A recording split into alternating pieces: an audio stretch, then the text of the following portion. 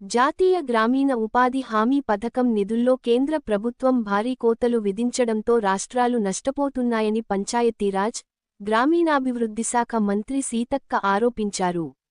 ఈ పథకం కింద పనిచేసే ఫీల్డ్ అసిస్టెంట్ల జీతాల భారం పూర్తిగా రాష్ట్రాలపైనే పడుతోందని పేర్కొన్నారు. సచివాలయంలో ఫీల్డ్ అసిస్టెంట్లతో నిర్వహించిన సమావేశంలో మంత్రి మాట్లాడారు. రాష్ట్రంలోని 7,111 మంది ఫీల్డ్ అసిస్టెంట్లను ఒకే కేటగిరీలో చేర్చి సమాన వేతనాలు అమలు చేయాలి. అలాగే వీరి బదిలీలకు అనుమతిస్తున్నాం. గ్రూప్ హెల్త్ ఇన్సూరెన్స్లు, హెల్త్ కార్డులు మంజూరు చేస్తాం. వారికిచ్చే ఎక్స్రేషియా 2 లక్షల నుంచి 10 లక్షల వరకు పెంచుతాం.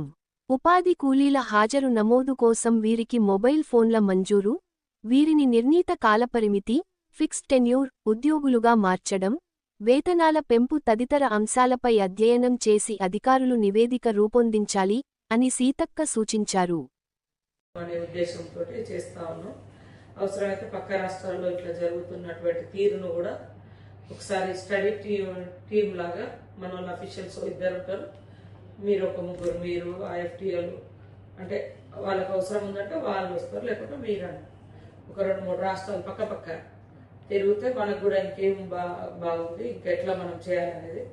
సేమ్ టైంలో వేరే రాష్ట్రాల్లో కూడా మనం వాళ్ళ జీవోలు అవన్నీ కూడా మన ఆఫీస్ నుంచి వాళ్ళ ఆఫీసర్స్తో కాంటాక్ట్ అయ్యి కొన్ని తెప్పించుకుంటాం. ఎందుకంటే ఇది ఆల్ ఇండియా ప్రోగ్రామ్ కాబట్టి, సెంట్రల్ ప్రోగ్రామ్ కాబట్టి ఆ రోజు మన గవర్నమెంట్ ఉన్నప్పుడే మరి ఉపాధి హామీ కల్పించాలని తీసుకొచ్చిన చట్టం.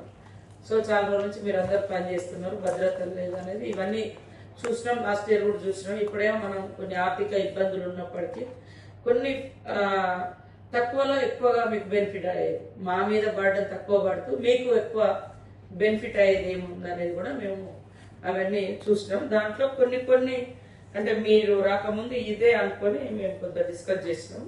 అవి ఒకసారి మేడం అన్న చేసి మా దగ్గర ఒకసారి చదివి ఇమీడియట్లీ అవ్వగలిగేది కాదు. ఎందుకంటే మీకు తెలుసు మనం అడ్మిన్ కాంపోనెంట్ నుంచి మీరు ఇచ్చిన దానికి మీ రిప్రజెంటేషన్ లో తీసినట్టు ఇవన్నీ